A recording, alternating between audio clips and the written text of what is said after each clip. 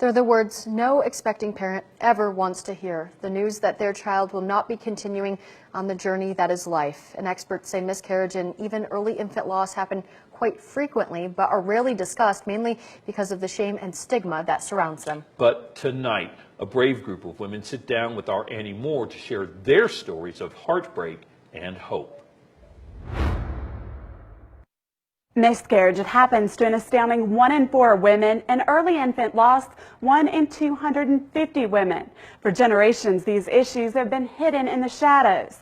But tonight, we're shining a new light on the issue with the women who share their stories. Why is this a cause so close to your heart?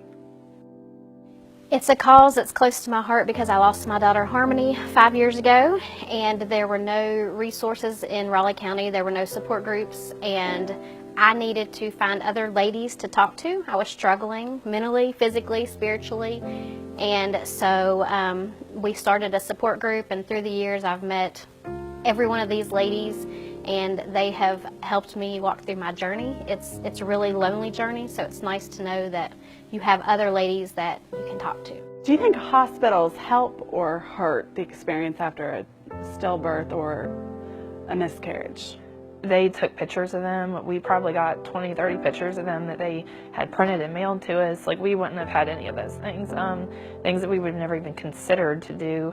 One nurse even made, we were worried that something would happen, so to the items we already received, so she actually made an additional box, like, of their hands, like they're holding hands together, just things that you can never replace. How did they make an unbearable situation more bearable for you?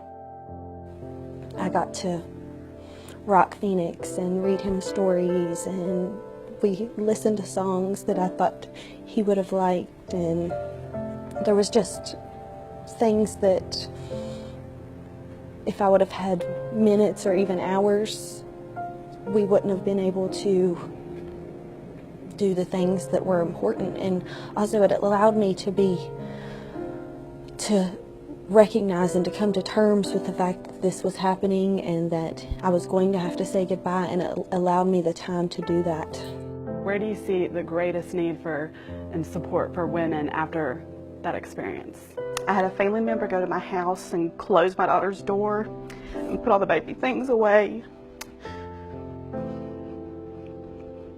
So then when I did go back, I could kind of pretend like it wasn't happening. And you're usually left with no answers. There's no, I know for me, like, we struggled a lot, like, why did this happen specifically? Like, I want to know what went wrong, where it went wrong, so it never happens again. But there isn't, like, there's no answer to that. My first loss was an ectopic pregnancy, and for those who don't know what that is, the baby implanted itself inside my fallopian tube instead of my uterus. I did not think that I would ever have to make that choice, and when it was done, I felt really disgusted with myself, because I in my mind, I guess the maternal part of me was like, you just killed your baby. Even though I knew the baby could not survive, I didn't have a choice. Yeah. You question everything. Did I miss my prenatal vitamins? Yeah. Like, should I have taken them before I got pregnant? There's so many things, and we don't need you to put guilt on us. We can do it ourselves. Like, I promise you, that mother, they question every move, every sneeze, you know, like anything they did. So it's just one of those things, like, gotta be kind. Do you guys have any messages for that woman sitting at home who thinks there's no way out? You're not alone. I mean, we have this group, and I mean, the husbands come as well, and they share their grief stories just as much as we do. I think we can all agree it has helped us all at some point to have each other. It has helped us, I know, at every support group meeting or every Facebook message that I've talked to any of these ladies, I have been in a bad place that day, and it has helped me tremendously through this journey.